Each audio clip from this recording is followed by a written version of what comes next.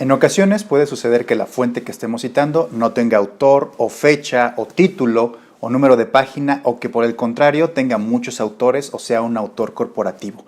Si quieres saber cómo aprender a citar y a realizar fichas de esa clase de fuentes, acompáñame a ver el siguiente video.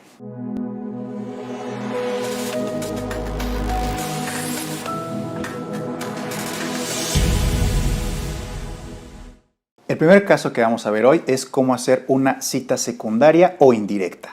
Esto puede pasar, por ejemplo, cuando tú lees un libro y en ese texto se está citando otra fuente. Entonces, cuando tú vas y buscas la otra fuente, resulta que no está disponible, que no la puedes descargar, que a lo mejor no está en tu país o que ya se agotaron las ediciones. Entonces, ¿qué haces si no puedes conseguir la fuente original? Pues justamente recurres a la cita indirecta, que es como citar un texto a través de otro que está haciendo una cita. Antes de ver cómo se realiza esto en formato APA, tengo que advertirte que las citas secundarias o indirectas no son muy recomendables. A veces sentimos la tentación de hacer muchísimas citas indirectas porque es más fácil realizarlas que ir y buscar la fuente original. Sin embargo, se recomienda muy poco porque es como una práctica profesional que refleja flojera. Solamente en el caso de que la fuente original sea inencontrable o inaccesible, te recomiendo que la hagas. Así que, bueno, si ya te fue imposible encontrar la fuente original, vamos a ver cómo se hace en formato APA. Vamos a suponer que yo quiero hacer una cita de Araujo que publicó en 1986. Sin embargo, ese texto es inconseguible, ya no se puede ubicar en ninguna biblioteca. Entonces, la forma en la que yo lo puedo citar es a través de la cita indirecta. En un trabajo de Ramos y Matos, que es el que yo tengo aquí abajo, se cita un fragmento de Araujo y yo quiero citar a su vez ese fragmento. Entonces, ¿qué es lo que hago? Bueno, pues aquí tengo un ejemplo que sería con cita parentética. Lo que tengo que poner es el apellido del autor principal, Araujo, luego una coma, luego el año 1986, luego una coma y la frase citado por. Después tengo que colocar los apellidos de los autores secundarios, es decir, donde yo encontré esta cita, Ramos y Matos, coma, y después el año 2018. Por supuesto, en la lista de referencias, pues como yo no tengo el libro de Araujo, no puedo colocarlo, entonces voy a colocar solamente la referencia de Ramos y Matos, que es la que tengo aquí. El siguiente caso que veremos hoy es qué hacer cuando una fuente tiene 2, 3 o más autores, o incluso cuando está elaborada por un grupo, por ejemplo, el ISUE de la UNAM. O también puede haber casos cuando nos encontramos con una fuente que está elaborada por una institución como la SEP o la ONU. Aquí tenemos algunos ejemplos y vamos a ver cómo funcionan. Primero, en el caso de dos autores, quiero que notes que la cita narrativa y la parentética son ligeramente diferentes. En la narrativa vamos a utilizar y para separar a ambos autores y en la parentética el símbolo ampersand, que significa pues una i. Luego, cuando son 3 o más autores, en la cita narrativa vamos a colocar el apellido del primero solamente, por ejemplo González, y después la frase y colaboradores. Con esto se da a entender que hay más autores de los que se están mencionando.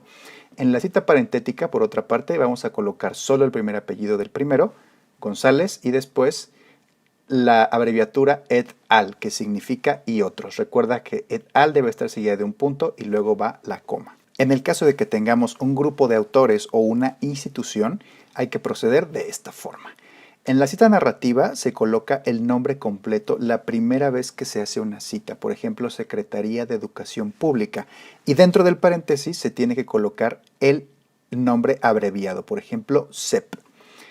Después, en la cita parentética, se coloca la primera vez el nombre completo, Secretaría de Educación Pública, y entre corchetes cuadrados la abreviatura SEP.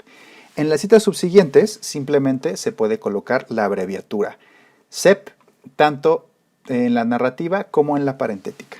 Otro caso al que te puedes encontrar con mucha frecuencia es que tu fuente no posea números de página. ¿Qué es lo que debes hacer? Pues bueno, va a depender del tipo de fuente.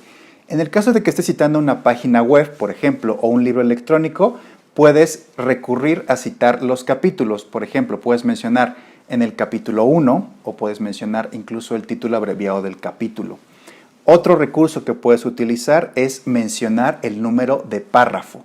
Digamos, esto está en el párrafo número 3. Incluso puedes combinar ambas aproximaciones y decir capítulo 1, párrafo 3. También es muy frecuente que trabajes con material audiovisual, por ejemplo, webinars, videos de YouTube, charlas de TED Talk, etc.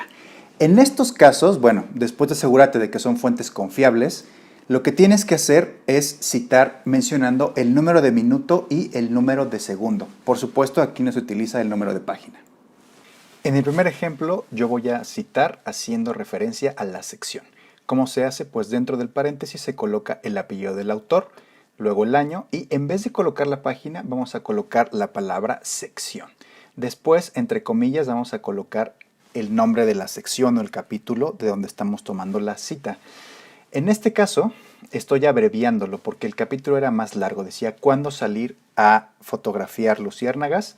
Entonces, aquí estoy haciendo una abreviatura de ese subtítulo o de esa sección. Otro ejemplo sería citar mediante el párrafo, que es aquí el segundo. Funciona exactamente igual, el apellido, el año y después se coloca la abreviatura par de párrafo y el párrafo de donde estoy tomando la cita. Finalmente, cuando nos enfrentamos a cosas audiovisuales, por ejemplo un video, se cita el apellido, el año y después el minuto y el segundo donde está ubicada la cita.